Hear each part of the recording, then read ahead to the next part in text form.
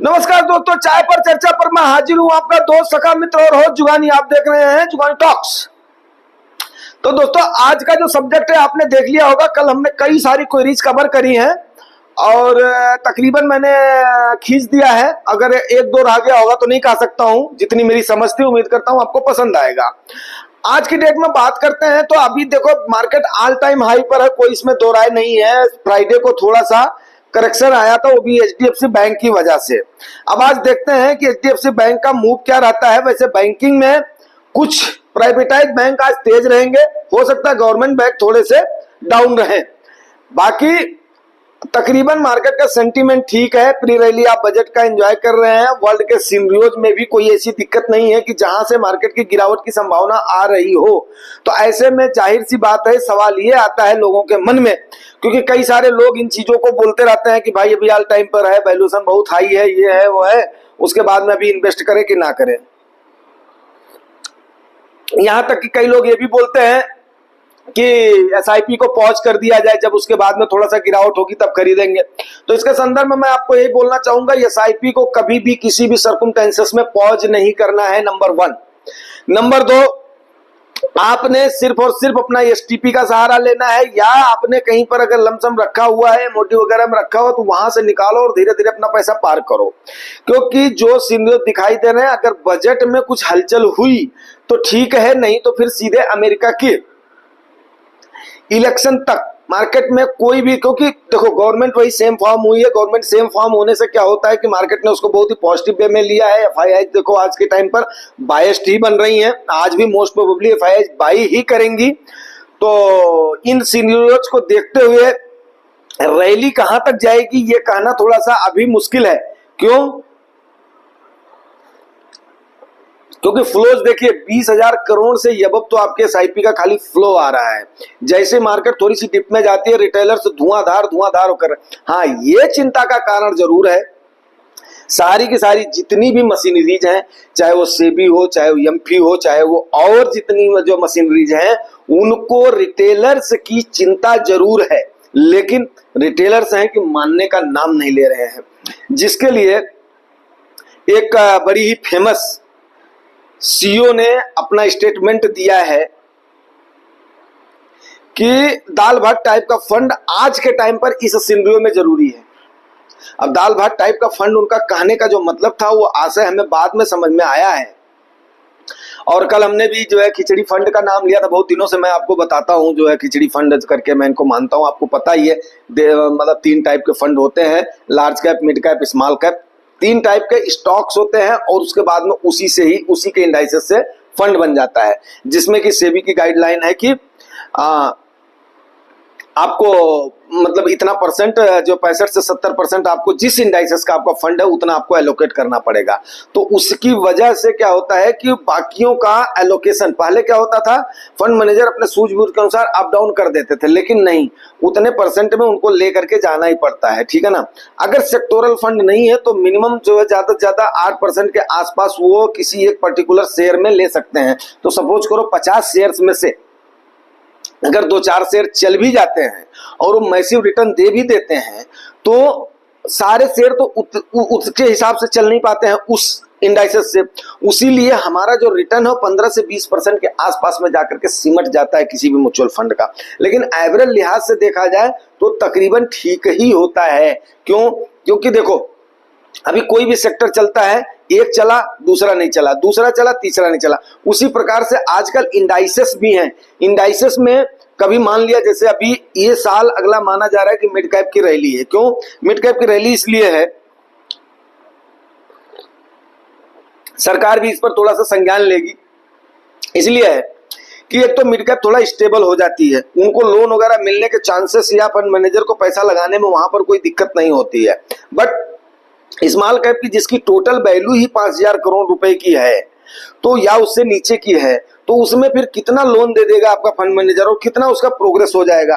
But mid cap में थोड़ा सा क्या है कि वो चलने की संभावना है। दूसरा क्या, उसमें रोजगार का जनरेशन आज के टाइम पर एक क्योंकि हमारे पास युवा आबादी बहुत सारी है और जो कि जॉब के लिए बिल्कुल एकदम से तैयार बैठी हो, भैया हमें जॉब दो, तो सरकार के लिए भी वो चुनौती है। इसलिए मेरा ये मानना है कि इस बार जो है ना मिड कैप में थोड़ा सा ज्यादा जोर रहेगा। तो लार्ज एंड मिड कैप, आपको एक मिड कैप जरूर मैं सेलेक्ट करता हूँ, एक को आपको जो फ्लेक्सी कैप सजेस्ट करता हूँ, एक आपको स्मॉल कैप सजेस्ट करता हूँ। और जिनकी एज जैसी है, अगर एज उनकी ज्यादा है तो उसी हिसाब से अपना, एज ज्यादा मीन्स एज कम है तो आपका टाइम ज्यादा है, होराइजन देने का समय ज्यादा है, तो आप उसके अनुसार कर सकते हो। ऐसा नहीं है कि हर किसी को हर एक फार्मूला हर किसी के लिए लागू नहीं होता है। तो जब भी देखो, मैं पर्टिकुलर फंड तो दोस्तों नहीं सजेस्ट करता हूं, बिकॉज क्योंकि मेरे को क्या है, अपनी वो प्यारी है कि कल को कोई एक इतनी सी अंगुली ना उठे, छोटी बहुत सीधी और सिंपल सी बात बोल रहा हूं। लेकिन टाइप ऑफ फंड जरूर आपको बता देता हूं मैं एज के मुताबिक, जैसे ही आप लोग पूछते हो। दूसरी सबसे बड़ी बात क्या है, उस टाइप ऑफ फंड में कितना परसेंट एलोकेट करो वो भी आपको जरूर बताता हूं कि इतना परसेंट आप एलोकेट करो। तो आई थिंक कि उसमें कोई बुराई नहीं है। उससे क्या होता है कि आपको वोलेटिलिटी झेलने की एक कैपेसिटी हो जाती है, और दूसरा दिल दिमाग आपका सुकून में रहता है। तीसरा क्या होता है कि आपको प्रॉफिट, एवरेज प्रॉफिट हो जाता है। जैसे आज ये सीईओ बोल रही हैं, आज जो मैं आपको बातें ये सब बता रहा हूं, मैं क्यों उसको बोल रहा हूं, जैसे वो सीईओ बोल रही है, अब वो एक उसकी फंड जो फंड की पूरे एमसी की वो है, वो बॉस है, तो अगर वो ऐसा बोल रही है तो समझिए कि मतलब बाकी भी इसी थॉट पर आएंगे, इसमें कोई भी दो राय नहीं है। उनको भी आना ही पड़ेगा, इसलिए आना पड़ेगा कि अब भारत बदल रहा है, आम जन की भागीदारी अब सुनिश्चित हो रही है। उस सुनिश्चितता में क्या हो रहा है कि पहले वो टाइम निकल गया कि हाँ डालो, जो उसमें रिटेलर्स आए ये आए उनको लेकर के भाग लो, फिर वो बेचारे डर के मारे औने पौने लुटे पिटे भाग ले। अभी आज का रिटेलर बड़े अच्छे से समझता है, यस अगर मैं सस्टेन करूंगा तो यस मैं प्रॉफिट लेकर के जाऊंगा, नंबर एक। नंबर दो, हमारे जैसे मतलब जो थोड़ा सा समझ गए भैया, हमें शेयर्स की समझ नहीं है, अगर हमें समझ नहीं है तो एक आम इन्वेस्टर उस शेयर को कैसे समझेगा, तो हमारे जैसे उसको पर्टिकुलर शेयर के लिए रोकते हैं, भाई मेरे थोड़ा सा दाल चावल ही खा लो। लेकिन क्या है कि इसको अपने आप को रोक करके म्यूचुअल फंड में इन्वेस्ट करो, उसमें डाइवर्सिफाई हो जाता है। इस प्रकार से कर दोगे तो आपको एवरेजन इतना रिटर्न मिल जाता है। और आपको एक फैक्ट बताऊं, जो आपका एवरेज पोर्टफोलियो है ना, जितना रिटर्न आपको दे रहा है, एक अच्छे से अच्छा इन्वेस्टर जो कि डायरेक्ट शेयर्स में कर रहा है ना, उसका भी एवरेज रिटर्न यही जाता है। मैं सही बताऊं, वर्ल्ड के सबसे बड़े टॉप इन्वेस्टर वारेन बफेट साहब का भी मैं स्टेटमेंट आपको मतलब आप चाहेंगे तो उसको ढूंढ करके सुन लेंगे, उनका भी 20% ही एवरेज में उनका जो ग्रोथ करता है, उनका जो भी मतलब जो पोर्टफोलियो है। तो फिर हम आप अगर वहां पर जा रहे हैं तो ये हमारी भारतीय कंपनियों की, हमारे भारतीय उद्यमियों की सबसे बड़ी मैं तारीफ करना चाहूंगा। क्योंकि देखो यार, हमें हर चीजों को नेगेटिव में लेना मेरी आदत नहीं है।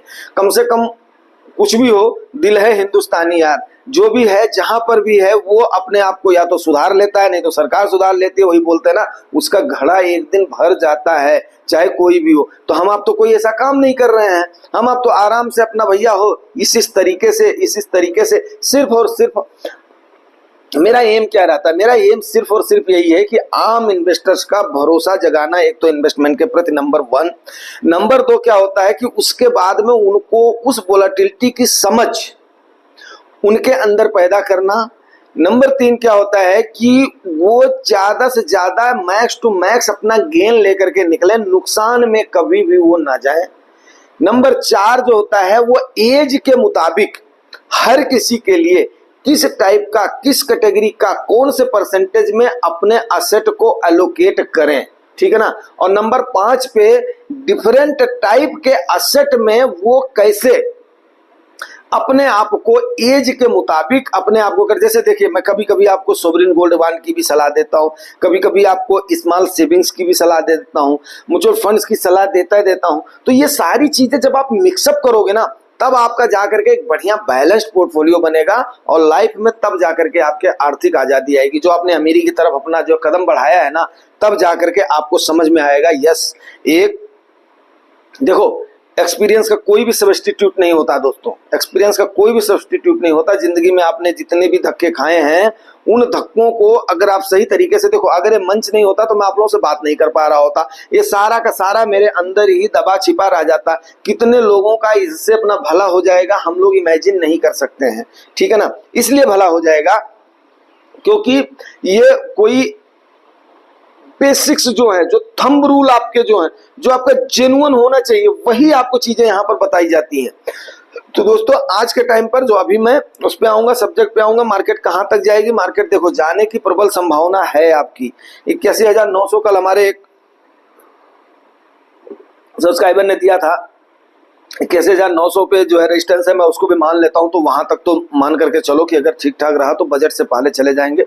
और 24,500 का जो रेजिस्टेंस है वो जरूर काम करेगा। तो 24,200 से 500 के बीच में हम यहीं पर ही, मेरे को उम्मीद है कि बजट तक हम लोग गोता लगाएंगे।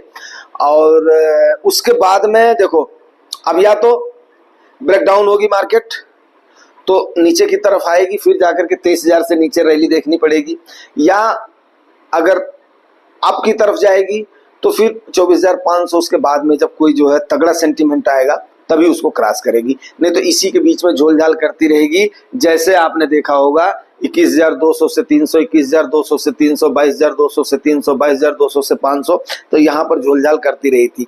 और 21,200 23,200 23,300 में देखो कितने दिन वहां पर लगी हुई थी। तो वो एक तगड़ा सपोर्ट का काम करेगा। तो वहां से इतनी जल्दी गैप डाउन होने का सवाल नहीं है। उम्मीद कर रहा हूं ये सारी चीजें आप समझ रहे होंगे। अपनी एसआईपी को कंटिन्यू रखेंगे। नंबर 1, लमसम को अभी हाई चंक डालने की प्लीज कोशिश नहीं करेंगे, उसको अवॉइड करेंगे। हाँ, पार्ट में करना है तो 5-6 महीने का टाइम दे करके, जब तक इलेक्शन की रैली आ जाएगी तब तक नेक्स्ट बजट आने की तैयारी होगी।